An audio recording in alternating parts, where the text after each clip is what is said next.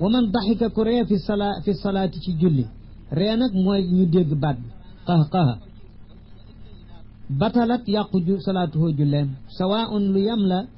kaana nekk na saahiyan doon ku juum moo ko tax a ree wa aw aamidan wala ku tey moo ko tax a ree ndax wala yadxaku du ree daal fii salaatihi ci julleem doonte dafa ni dama juum dama ko teyul du fa ree illaa gaafilun lu dul ku sàggan ku yëga di lu xew mutalaaibun ku tàmm foye diineem moom doo ngay julli di rex-rexe waaye ki nga xam ne diine ñor na xolam kooku du ree ci njuum te du ree ci tey wal muminu ki gëm yàlla piir ida qaama bu jógee taxaw li salaati jëm ci julli arada day du mooyu bi qalbihi ci xolam an kulli ma si wallahi du mooyu lépp lu dul yàlla fàtte na lu dul yàlla ci xolam subhanahu jombale naa yàlla lu yedut ci moom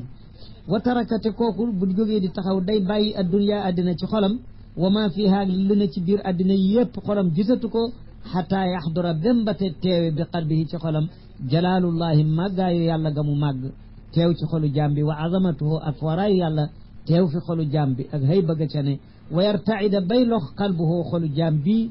fàttalikoo noonu màggaayu yàlla wa tarhaba bay tiit nafsuhu bakkanu jaam bi min haybatillahi ngir raglu gi yàlla raglu jàlla màgg na jalaaluhu màggaayu borom fa haadihi julli gu mel nii ma la wax salaatul muttaqina lii mooy melaw julli ñi am taqwa yàlla nañ ci yàlla boole da fekk nag wala shay alayhi dara warul ci julli ki tabasumi ci muñ dong daal moom